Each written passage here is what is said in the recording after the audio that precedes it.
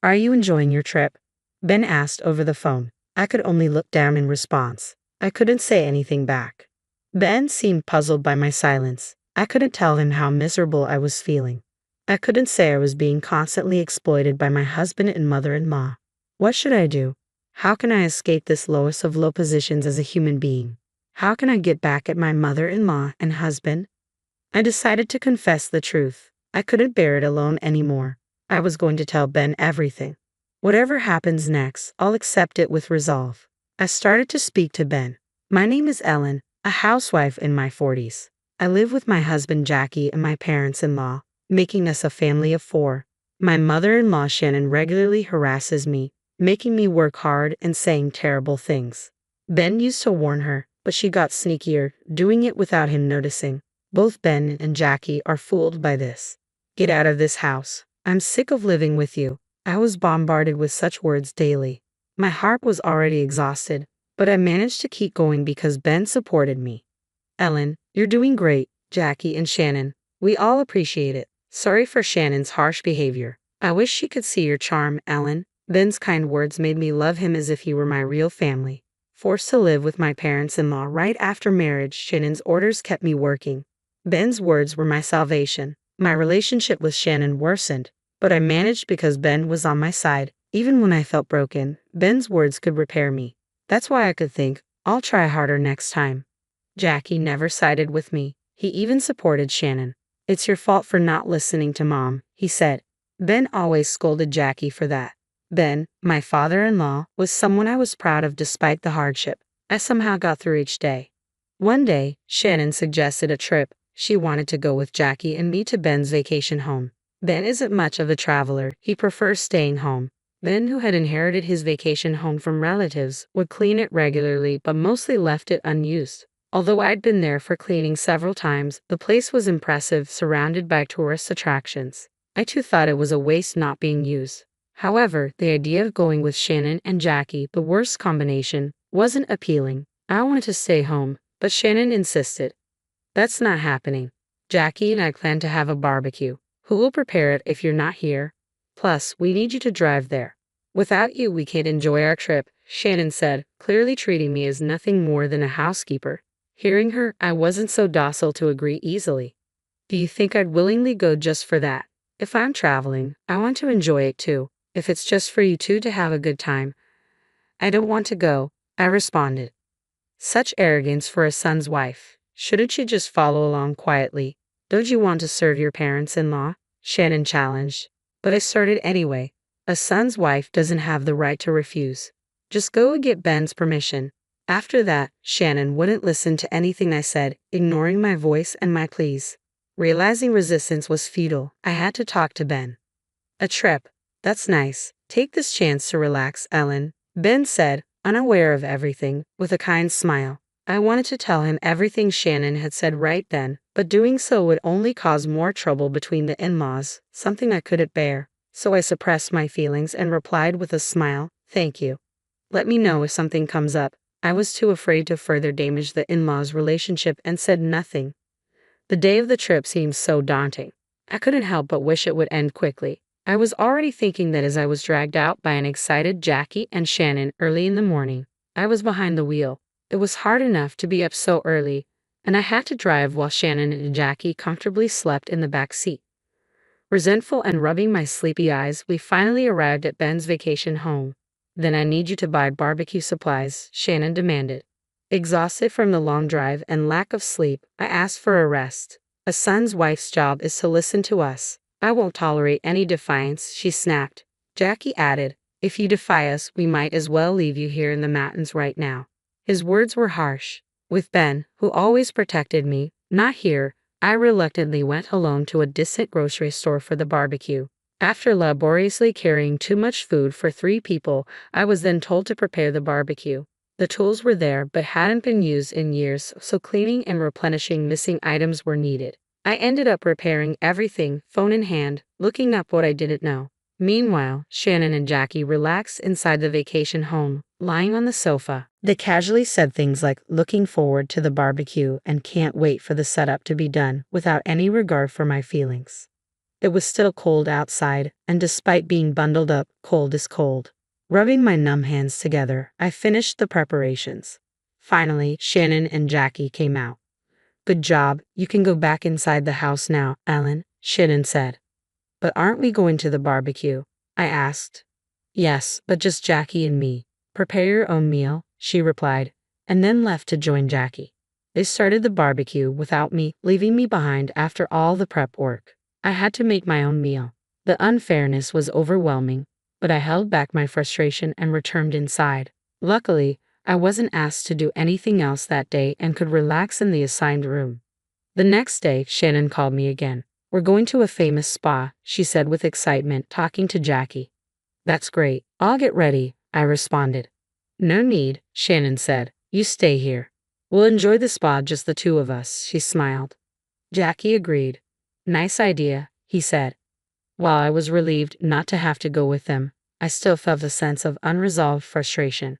Left behind by Jackie and Shannon, I stayed in the room. They took the car, and since the vacation home was in the mountains, there was nothing nearby for entertainment. The trip was boring, killing time in the room.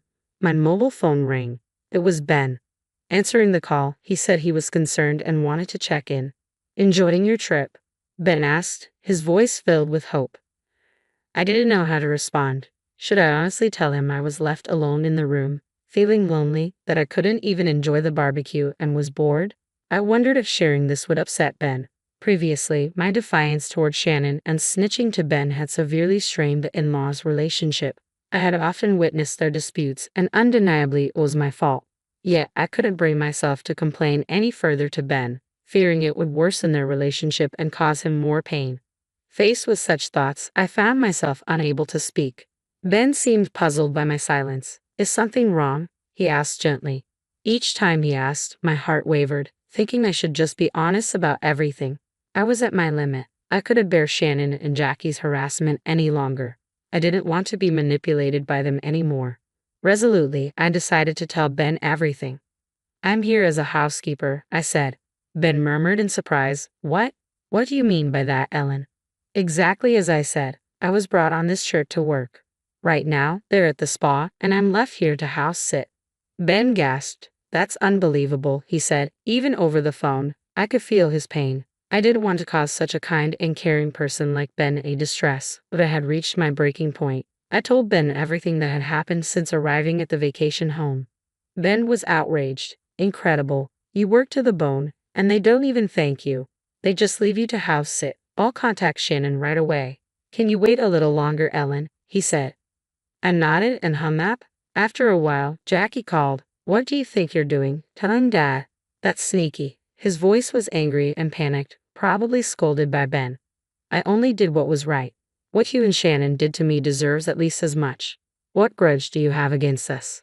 Are you happy ruining someone's family? He retorted. You're talking about ruining lives when you're currently ruining mine, I replied. Jackie fell silent, probably at a loss for words. Given the extent of this, continuing our marriage seems impossible. I know it's odd to say here, but let's get a divorce. I can't deal with you anymore.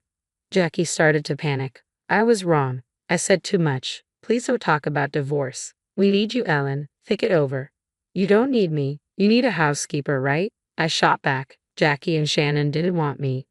They wanted a compliant housekeeper, someone who wouldn't resist and would just follow orders. It's unrealistic to expect someone to do that when it's not even their job. Two people, both utterly selfish in their ways, but this would end today. If everything went smoothly, I'd finally be free from them. The thought made my heart leap with excitement. Shannon's voice came through the phone as Jackie fell silent, unable to respond. Give it to me, Ellen. What do you think you're doing? Are you happy making us the villains by telling Ben unnecessary things? Shannon was yelling. The old me would have been scared of her, but now, with the divorce and my impending freedom from Shannon near, she didn't scare me at all.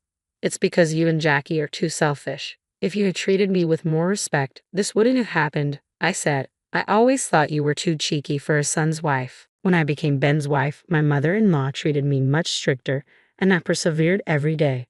I'm trying to toughen you up, Shannon exclaimed. Isn't that mindset outdated? Why must family members be at odds? Can't we cooperate on things we can't do alone? It's clear our views are too different, Shannon. I can't stay in this family if it means enduring such treatment. You won't survive anywhere with that attitude. Do you think it's okay for a son's wife to talk back to her mother-in-law like that? She barked. It doesn't matter since we're getting a divorce, I replied. Shannon scolded me, but who did she think she was? She only made me do housework, criticizing my methods, my attitude, always complaining without reason. How was that tying me up? I didn't understand it at all. No need to engage further. I decided to pack my bags and head to the nearest bus stop. If I could reach the airport, I could go back home. I was tired of being subjected to Shannon and Jackie's whims. I'm going home, I said, about to hang up when Shannon's desperate voice came through. Wait, you'll regret this. Ignoring her like the howl of a defeated dog, I hung up, packed my bags, and prepared to leave. For the first time since coming, I felt lighthearted and noticed the beauty of nature surrounding Ben's vacation home. I went back home and started preparing for the divorce. Fortunately, Ben introduced me to a lawyer who seemed very dependable. Upon consultation, I decided to hire him. However, Shannon and Jackie refused to accept the divorce. Instead, they made absurd claims like, "Come back and we'll forgive you for a payment," as if I would pay to return to that terrible situation. Still, they stubbornly persisted, so I consulted with the lawyer about our next steps. One day, I received a call from Ben. Apparently, the two were insistent on meeting me just once. "You don't have to if it's too much, but," Ben said. Not wanting to trouble him further, I decided to meet them with a lawyer present. The meeting was set in a private room of a restaurant, arranged and paid for by Ben. Arriving early, I waited in the room. Soon, Shannon and Jackie entered. "What are you thinking? You don't come home, and now you're demanding alimony. Is that how you treat family?" They bombarded me with harsh words. I'd never felt like family to them. "But Ben," I started, "they've been horrible to me." I couldn't understand why I was the only one being blamed. I looked down, unsure of what to say. "Enough." Ben raised his voice. "You said you wanted to apologize, so Ellen came here, and all you do is insult her. What's the purpose of your visit if not to apologize?" Ben, usually mild-mannered, was furious, a side of him I'd never seen before. Even Shannon and Jackie seemed taken aback by his anger. Ben was that angry. Moved by Ben's defense, I felt tears welling up. Jackie, perhaps prompted by Ben, tried to apologize despite Shannon's protests. "I'm truly sorry. Please come back. We can't manage without you," Jackie said. Jackie then described the chaos at the in-laws' house. Ben had left them tired of their behavior, and now Shannon and Jackie were struggling in their large house. Shannon had turned her hostility towards Jackie, who was now juggling work and house chores, constantly berated by Shannon. I noticed the exhaustion on Jackie's face, dark circles under his eyes and chapped lips. He seemed utterly worn out. The torment he had once inflicted on me was now being directed at him by Shannon. Jackie desperately pleaded for me to return, but Shannon interrupted. "You fooled Ben and now Jackie. You're a wicked woman. Marrying you was a mistake." Shannon raged with misplaced anger. Jackie looked scared by her outburst. Jackie kept pleading for me to return while Shannon hurled insults, calling me a demon. Nodding to their requests meant returning to a hellish life. Who would willingly choose that? "I have no intention of going back there. The divorce will definitely go through," I said firmly. "Please, somehow," Jackie pleaded desperately. Despite feeling a bit sorry for him, I remembered how he had mocked me. "No matter what you say, my decision won't change." "Is that all?" "I don't want to waste more time on you." Ben nodded his approval, and I left the private room. Jackie's plea, "Wait for me," echoed loudly.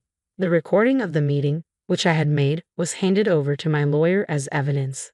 The abnormal behavior of Shannon and Jackie was clearly documented, and the divorce was successfully finalized.